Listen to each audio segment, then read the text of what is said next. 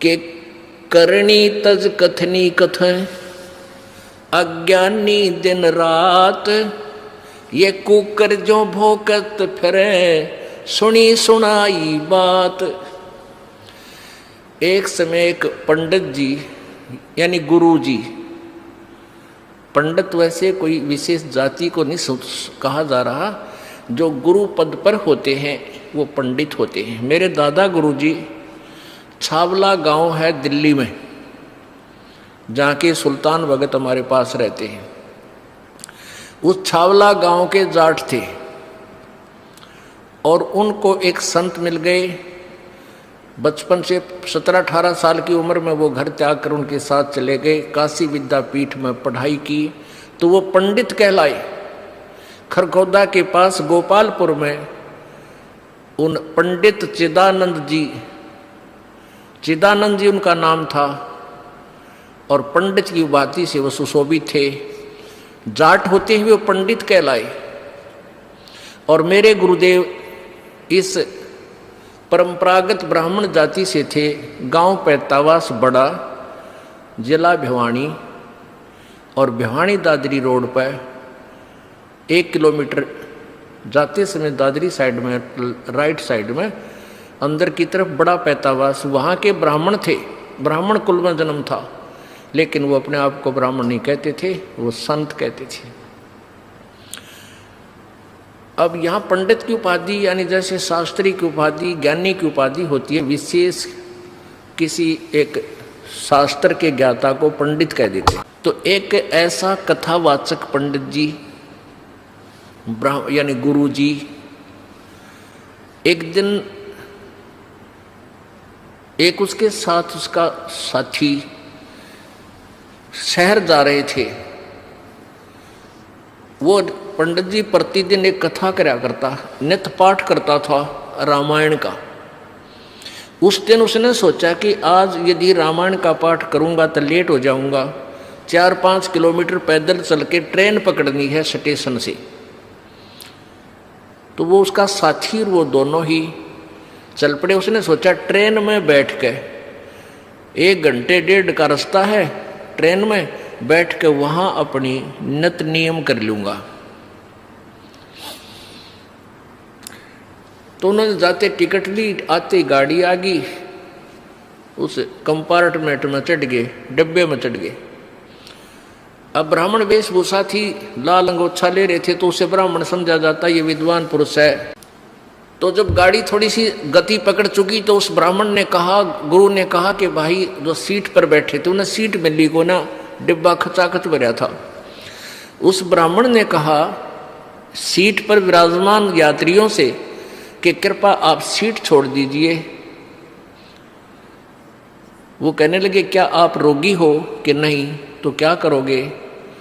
कि मैं कुछ पाठ करता हूँ रामायण का, आज मैं जल्दी का मारा नहीं कर पाया घर पे, यहाँ बैठ के अपना भगवान का कुछ कथा पढ़ लूँगा।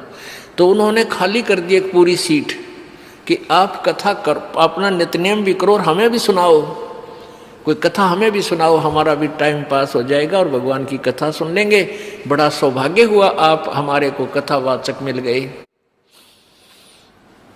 अब पंडित जी ला गया सुनान। उस दिन क्या प्रकरण चल रहा था कि भाई हो तो ऐसा देखो, भरत ने अपने भाई की खड़ाओं को गद्दी पर रख दिया, रामचंद्र की खड़ाओं को, और राज्य नहीं किया। स्वयं जमीन को 6 इंच नीचे खोद कर वहां बिस्तर लगा लिया। और जब रामचंद्र जी वापस आए उनका राज सहर्ष लौटा दिया। भाई हो तो ऐसा, भाई हो तो ऐसा। अब जो सुने थे कथा उन्होंने ताड़ी पीटी कि वाह ब्राह्मण, वाह पंडित जी, तोड़ पाड़ दिया, वाह बड़ी बढ़िया कथा सुनाई। वहां एक व्यक्ति बैठा था, उसी ट्रेन में एक यात्री था, उसको खोज थी एक कथावाचक की। और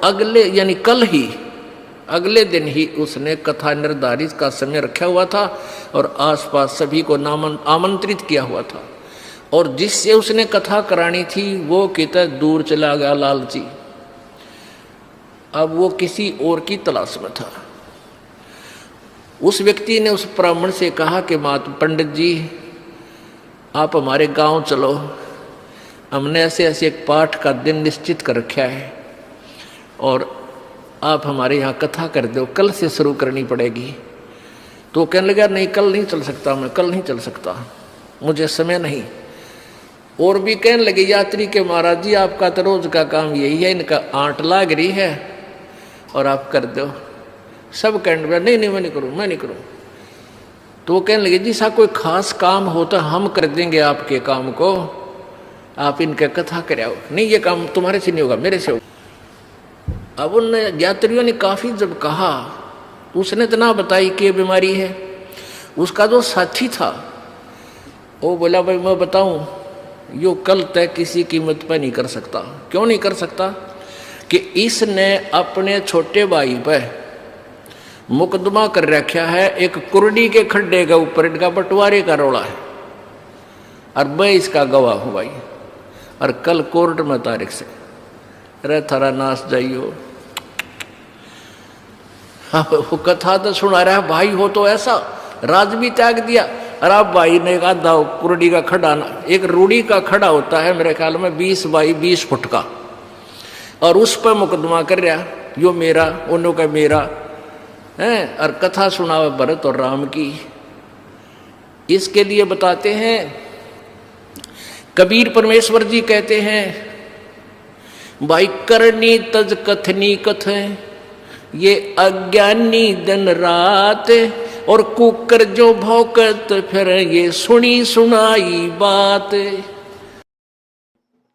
छोड़ सतगुरु रामपाल जी महाराज जी की जय हो। परमात्मा की सही प्यारी क्या हुआ था, ये करीब आज 2-3 दिन से यहाँ बैठे हैं ये लोग। दास के पास में जो प्रवेश भगत है दिल्ली वाला, क्लिप ले रहे मैं कर उसका दास के पास में फोन आया था 2 दिन पहले कि हम आपसे जयपुर में मिलना चाहते हैं, हम आपसे मीटिंग करना चाहते हैं, और आप ये जो बरवाला कांड की जो सच्चाई की जो पुस्तक आपने छापी है, जो कलयुगी भाई की साजिश बरवाला कांड, इसको आप भक्तों में बांटना बंद कर दो और आप जाके एक बार आप गुरुजी से मिल लो, हम आपको गुरुजी के पास में लेके चलेंगे। दास ने उनको मना कर दिया कि मेरे परमात्मा ने मुझे सारे सबूत मुझे दे रखे हैं, मुझे केवल उन सबूतों के आधार से मुझे केवल सच्चाई पे चलना है। तो उसके बाद में दास ने उनसे जमुल के मिलने की परमिशन नहीं दी। फिर इन्होंने क्या किया कि जोधपुर से डॉक्टर रामेश्वर भगत जी हैं, जो कि बल्कि डॉक्टर हैं, नशा मुक्ति केंद्र वहाँ पे वो चलाते हैं। इन्होंने उन भगत जियों को जो बल्कि मोहरा बनाया कि हम डॉक्टर भगत जी को बीच में डाल के हम पवन से हम जयपुर में हम मिलें। तो फिर जो प्रवेश था दिल्ली वाला, उसने डॉक्टर रामेश्वर जंगड़ जी जो जोधपुर से हैं उनको फ़ोन किया, उनको जयपुर बुलाया। और पहले ये लोग आए, खाली जो मतलब 3 आदमी थे, प्रवेश दिल्ली वाला और देशराज दिल्ली वाला, जो जो जो मतलब कि महेंद्र उर्फ जो मतलब मोहनलाल है, उसका खास आदमी है, राइट हैंड है वो। और डॉक्टर भगत जी को लेके और शिफ्ट गाड़ी में ये तीनों आए। डॉक्टर भगत जी का फ़ोन आया, दास ने कहा कि भगत जी आप दास के मतलब घर पे आ जाओ, यहीं पे उन भाइयों का भंडारा भी हो जाएगा। तो डॉक्टर भगत जी उनको यहाँ लेके आ गए, दास मार्केट से सब्जी वगैरह लेके आ गए उनके साथ में। वहाँ आए, बैठे, परमात्मा ने मतलब उनको चाय पिलवाई। उसके बाद में भक्तमती उनके लिए भंडारा तैयार करने लग गई और हम तीनों की आपस में बातचीत होनी शुरू हो गई। वो दास को सबूतों के आधार से कन्विंस नहीं कर पाए। अंत में देशराज भगत जी 10-15 मिनट बाद में यहाँ से उठ के बाहर चले गए। बाहर जाके उन्होंने कुछ मतलब फ़ोन वगैरह किया। उसके बाद में एक गाड़ी डीएल नंबर की और आई। गाड़ी का नंबर हम लोग जो मतलब देख नहीं पाए हम, खाली मतलब डीएल ही मतलब जो मतलब भगत जी बता रहे कि भगत जी ने देखा था कि खाली मतलब डीएल नंबर तक मुझे ध्यान है। और वो लोग यहाँ आए, उस गाड़ी में 5-6 लोग और आए तकरीबन। सारे लोग हथियारों से लैस थे, बेसबॉल रोड और हॉकी थी उनके पास में। सारे लोग मतलब कि जूतों समेत मालिक के दरबार में यहाँ अंदर आ गए।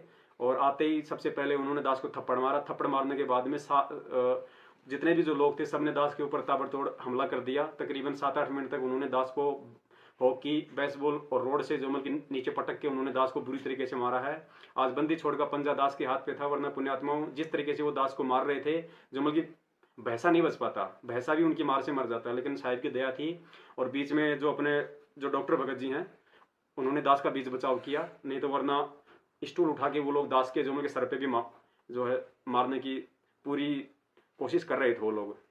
अब दास आप जी को थोड़ा सा पुण्यात्माओं दिखाना चाहेगा कि कहाँ कहाँ दास के जो है मतलब बेसबॉल वगैरह से जो चोटें आई है। पुण्यात्माओं यहाँ उन लोगों ने मारा है, पीछे कुछ हो सकता है पीठ पे भी दास की चोटें पड़ी हों। दूसरा इस तरफ यहाँ पे उन्होंने पूरा दास को बेसबॉल वगैरह से मारा है। नीचे भी लो। और उसके बाद में यहाँ देखिए पुण्यात्माओं, ये पैर दास का यहाँ से सूज रहा है, ये थोड़ा सा ऊपर ले बेटा, हाँ यहाँ से इन्होंने किया है अच्छी तरीके से बेसबॉल से। उसके बाद में यहाँ पे इन लोगों ने मारा है, जहाँ जहाँ उनको मन में आया उस तरीके से पुण्यात्माओं उन लोगों ने दास के साथ में जानवर जैसा व्यवहार किया है। और जो डॉक्टर भगत जी हैं, आप देखिए उनका भी मतलब होठ जो है ऊपर से टूटा हुआ है, उनके भी वहां पे चोट आई मतलब बचाव के दौरान। इधर लग गया भाई। पुण्यात्माओं, आप सभी मालिक के पुण्यात्माओं से दास की प्रार्थना है कि ये सत्का मार्ग है, हमें इस मनवस जो मैनेजमेंट है उसकी किसी भी प्रकार की गिदड़ भभकी से हमें बिल्कुल नहीं डरना है। परमात्मा का मार्ग सत्य का है पुण्यात्माओं, विश्वास रखना, यकीन रखना, अंत में जीत सत्य की होगी।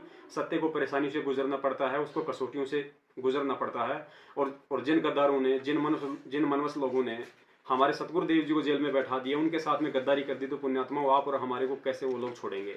और इसका नमूना आप जी ने अच्छी तरीके से देख लिया है। परमात्मा दया करें, दास अभी थाने में जाके FIR करके आ गया है, क्योंकि इन लोगों ने भक्तमती को और दास के बच्चों को एक अलग से कमरे में जो कि बंद कर दिया था और उनको धमकी दी थी कि यदि आवाज़ निकाली तो हमारे से बुरा कोई नहीं होगा, जान से मार देंगे। उसके बाद में ये लोग दास के ऊपर हमला करने लगे। जब दास ने चिल्ला के अपने पड़ोसियों को आवाज़ लगाई तो पुण्यात्माओं 10 मिनट बाद उसके बाद ये लोग यहाँ से निकले हैं। और दास अभी थाने में जाके डॉक्टर भगत जी के साथ में FIR करके आ गया है। सुबह दास का मेडिकल होगा, उसके बाद जैसे परमात्मा दया करें तो दास की सर्वसंगत से हाथ जोड़कर प्रार्थना है पुण्यात्माओं, ये सत्का मार्ग है। आप ऐसी ऐसी हरकतें इन लोगों की, वो सारनामी लोग थे वो जितने भी आए थे पुण्यात्माओं, आप इनकी हरकतों को देखो, आप इनके चाल चलन को देखो पुण्यात्माओं।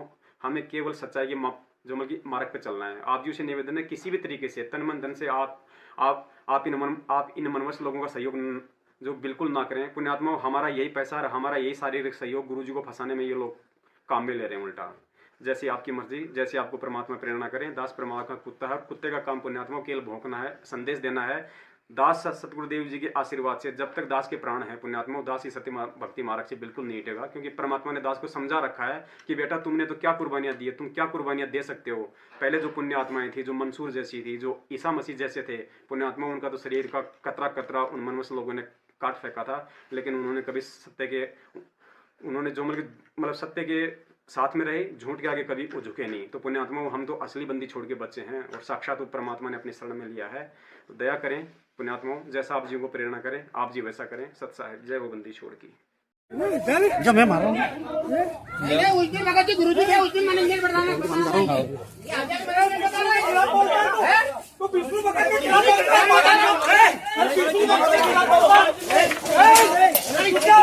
लेके आतंकवाद